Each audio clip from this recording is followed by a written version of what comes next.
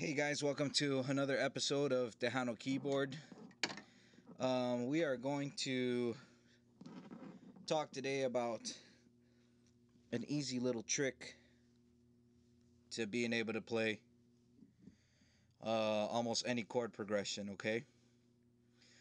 In previous videos, I discussed the whole primera, segunda, tercera thing, the 1, 4, 5 chords, okay? In C, we've got C, F is your 4 chord, and G is your dominant 5 or your segunda, right? So just by knowing those chords, 5, 4, 1, you can play almost any chord progression.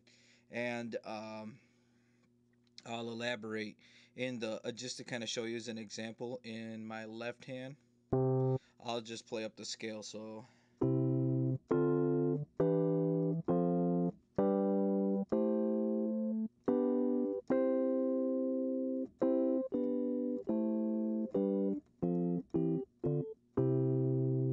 okay, so what I basically did there is just played in my right hand those 3 chords. So if we were to analyze it, that's C. I'm playing an F up on top with a D in the bass, and that becomes a D minor 7th. Playing a G on top with an E in the bass, it's an E minor 7th. Then playing a regular F, regular G, playing a C on top, which makes this A minor. Okay.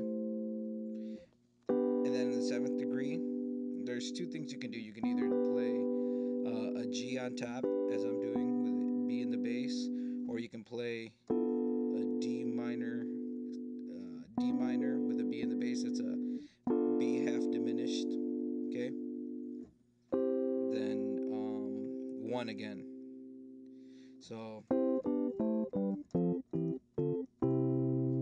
okay.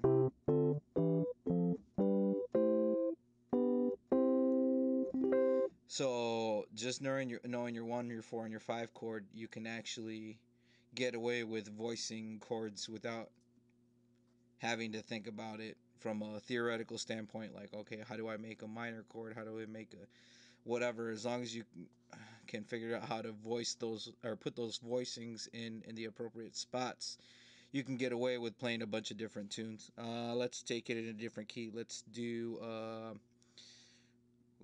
B. Okay, so then the 4 chord is okay, so then the 4 chord is E.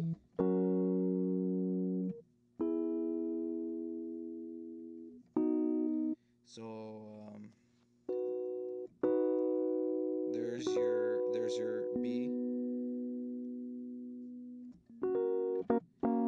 There's your F sharp and your E. Okay, so we can go.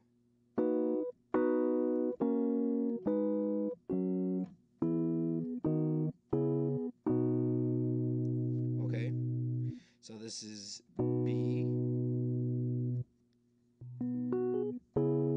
This is your C sharp minor 7th, which is the same as having an E on top with a C sharp in the bass.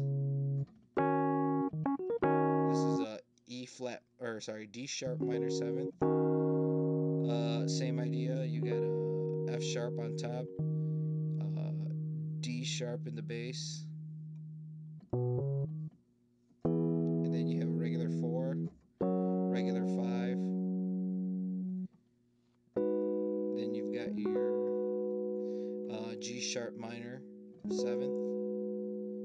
Then you've got your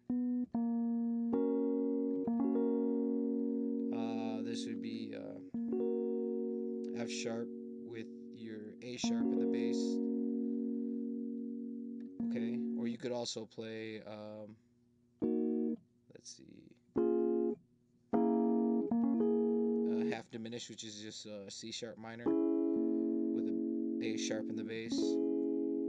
Okay. Um, let's try it in E. Oops. Let's see. Okay, so we're in E, B, and then A. So you got.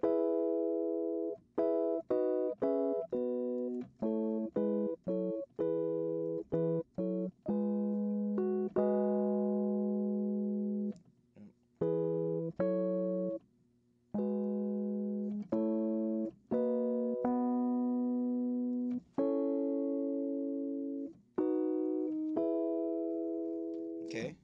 Let's try C sharp. Yeah. So you got C sharp, your G sharp, F sharp, G sharp. So you got.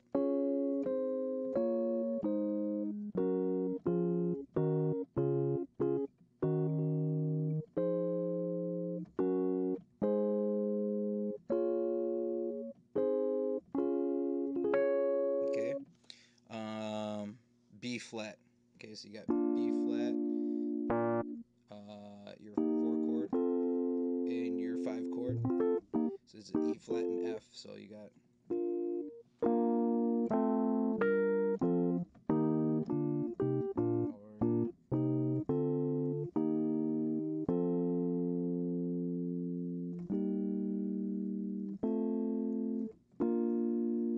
okay. Or you can also do the half diminished there. So essentially, what I'm trying to get at is that by being able to voice the chords with 3 notes, sometimes that gives a little bit more opening to um, other people that are playing harmony, so it doesn't get too congested. The other thing too that's nice to point out. Let's take this example one last time in the key of G. So okay.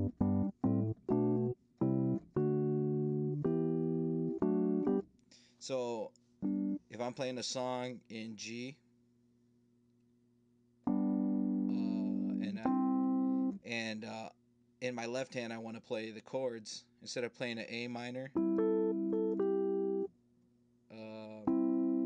I could do something like this, or that's really an A minor. So you know, it's really, I'm only playing a C, but the bass is implying the root note. So sometimes playing rootless voicings, will kind of. I mean, you can throw the A in there, but then sometimes it sounds a little cluttered. So sometimes just that to me right here it looks like a D, but to me it's B minor.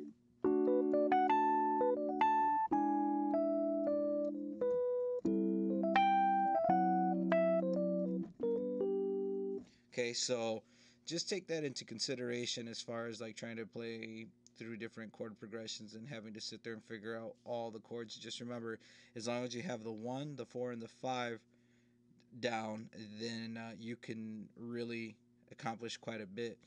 And then take that whole concept to all 12 keys, because sometimes you can apply that to, like for example, if you're going to be going to the 4 chord in G.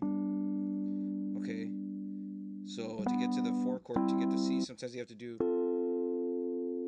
2, 5, to C. So if you're in G,